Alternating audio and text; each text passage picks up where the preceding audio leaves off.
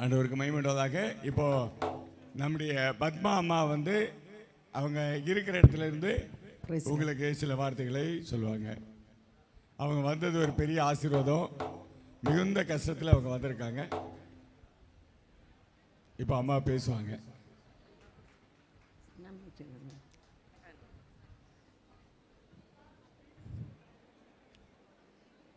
கர்த்தருடைய பரிசுத்த நாமத்துக்கு மகிமை உண்டாவதாக.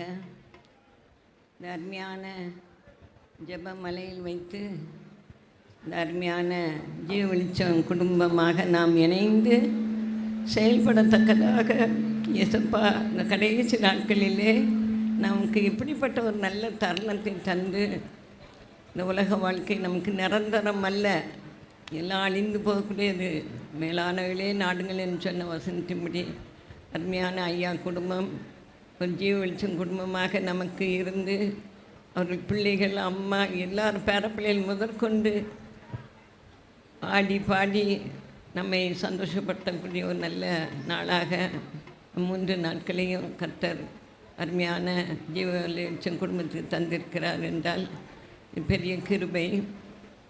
நான் கூட ஒரு நேரம் சொன்னேன், எனக்கு நிறைய பணம் வேணும் இல்லையா, இதையா ஐயா நீங்கள் விட்டுருங்களேன்னு சொன்ன பொழுது, அம்மா அவங்க பாவம்மா இது நடத்தணுமான்னு சொல்லி கேட்குறாங்கம்மா அப்படின்னு சொன்னாங்க. அழைக்கப்பட்டவர்கள் அநேகராக இருந்தாலும் தெரிந்து கொள்ளப்பட்ட சிலராக இருந்து இந்த ஊழியத்தை நாம் இணைந்து செயல்பட ஜீவ ஊழியத்தின் அங்கத்தினர்களாக இருக்க தேவன் கிருபை செய்ததற்காக இயேசப்பாவுக்கு நான் நன்றி செலுத்துகிறேன். அடியாளுக்கு இந்த கால் கொஞ்சம் பாதிக்கப்பட்ட நிமித்தமாக கொஞ்சம் என்னால் உதவி செய்ய முடியாத நிலைமை தான். ஆனாலும் எப்படியாவது ஆண்டவர் இந்த ஊழியத்தை மற்ற ஊழியங்களை விட இது ஒரு கனமான ஊழியம், நாம் தான் அதை தாங்க வேண்டும் என்று சொல்லி ஒரு தாகத்தோடு தான் நாங்கள் செயல்படுகிறோம். தன்மையாக இருந்து இது நடத்த முடியாது என்று சொல்லி அநேகர் அவர்களுக்கு ஒரு ஊன்றுகோலாக இருந்து செயல்பட தேவன் கிருபை செய்வதற்காக இயேசப்பாவுக்கு நான் நன்றி செலுத்துகிறேன். மேலும் நான் ஜீவாவை எனக்கு ஒரு அக்கான்னு தான் சொல்லுவான். சின்ன வயசுலேயே நல்ல பழக்கம். அவனும் ஒரு ஆண்டவரை அறியாத குடும்பத்திலிருந்து வந்த ஒரு தம்பி தான். ஆண்டவரை ஏற்றுக்கொண்டு அவனுடைய மனைவி மல்லிகாவும் அப்படி ஒரு பிரஜாதி குடும்பத்திலிருந்து வந்த மகள் தான். ஆனால் அந்த நாளில் சாட்சியாக வல்லமையாக கேபா தொனி என்ற ஒரு ஊழியத்தை மகன் தொடர்ந்து செய்ய வந்து கொண்டிருக்கிறார்கள். நான் நினைக்கல, என் மனசில் திடீர்னு அங்கே ஜெப மலையில் நடக்குது, ஜீவா தம்பியை செய்தி கொடுக்க ஐயாட்ட கேட்கலாம்னு கேட்டோன்னே ஐயா சரி நாங்கள் உன்னை என் தம்பிகிட்டேன்னு சொன்னேன். அருமையாக மகனை கொண்டு அந்த ஊழியத்தை ஆண்டவர் செய்து வருகிறார்கள். அதுக்காக ஆண்டவருக்கு நன்றி செலுத்துறேன். இப்போ அவர்கள் தான் எங்களுக்கு ஒரு டாக்ஸியை ஒழுங்கு பண்ணி அருமையான மகா வசந்த ஜெபராஜ் எனக்கு ஒரு மூத்த மகள் கொண்டு தான் இந்த காரியம் யார் பணம் கேட்டாலும் உடனே ரைட்டுன்னு சொல்லி உடனே ஜூலியத்தை கூப்பிட்டு லாரன்ஸை கூப்பிட்டு அந்த பணத்தை உடனே அனுப்புவாள். தூத்துக்குடி பட்டணத்திலும் இந்த பார்வையற்ற மக்கள் மத்தியிலே இந்த ஊழியம் சிறப்பாக நடைபெற ஆண்டவர் கிருபை செய்து வருகிறார். இயேசுப்பாக நன்றி செலுத்துகிறேன். தொடர்ந்து நாம் ஜெபிப்போம். உன் பலவீனத்திலே என் பலன் பூரணமாக விளங்கும் சொன்னது போல் ஆண்டவர் நம்மை கடைசி நாட்களில் எடுத்து இன்னும் பயன்படுத்த கிருபை செய்ய வேண்டும் என்று ஆண்டவருடைய சமூகத்தில் ஜெபிக்கிறேன். ஒரே ஒரு சாட்சி என்னென்னா, தூத்துக்குடி பட்டணத்தில் சின்ன ஒரு கடை வச்சு நடத்துகிற ஒரு சகோதரன். எனக்கு ஆச்சரியமாக இருக்கும். ஒவ்வொரு நாளும் 2 உண்டியல் வச்சுருக்குறாங்க. ரொம்ப வருஷமாக செய்கிறாங்க.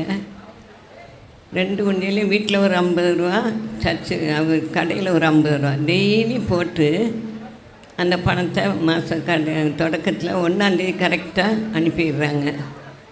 அப்படி எல்லா ஒரு வசதிப்பட்டவர்கள் செய்தான ஊழியக்காரங்க யார்கிட்டையும் போய் கேட்க வேண்டிய அவசியமே இல்லை. அந்த ஏறக்குறைய 3000 ரூபா அது சேர்ந்துடும். இப்படிப்பட்ட ஒரு நல்ல மகனை ஆண்டவர் செய்கிறது போல் எல்லா கிறிஸ்தவர்களாகிய நாமும் இப்படி செயல்பட்டால் அது ஒரு ஆசீர்வாதமாக இருக்கும். சாதாரண குடும்பம் தான், வசதிப்பட்ட. போன மாதம் ஒரு 500 ரூபா நோட்டு உள்ளே கிடந்திருக்கு உண்டியலுக்குள்ள. அப்போ பாலாமணியம்மா கேட்டால் 500 கிடக்குன்னா இந்த கடைக்கு வர்றவங்ககிட்ட இந்த உண்டியலை காட்டி இதுக்கு போடுங்க அப்படின்னு சொல்லும்போது ஒருத்தங்க 500 போட்டிருக்காங்க. உண்மையாகவே இப்படி தான் நம்ம கிறிஸ்தவர்கள் வாழ்ந்து காட்டணும். ஏதோ கடமைக்காக ஆலயத்துக்கு போனோம் வந்தங்கிற இருப்பே இருக்கக்கூடாது. வசனம் சொல்லி மனுஷன் உலகம் முழுவதையும் ஆதாயப்படுத்தி கொண்டாலும் தன் ஜீவனை நஷ்டப்படுத்தினால் அவனுக்கு ஒரு லாபமும் கிடையாது. இதை நான் ஒரு பாட்டாக பாடுறேன், எல்லா பிள்ளைகளும் பாடுமாறு அன்போடு கேட்டுக்கொள்கிறேன். மனுஷன் உலகம் முழுவதையும் ஆதாயப்படுத்தி கொண்டாலும் தன் ஜீவனை நஷ்டப்படுத்தினால் அவனுக்கு லாபம் என்ன? மனுஷன் உலகம் முழுவதையும் ஆதாயப்படுத்தி கொண்டாலும் தன் ஜீவனை நஷ்டப்படுத்தினால் அவனுக்கு லாபம் என்ன?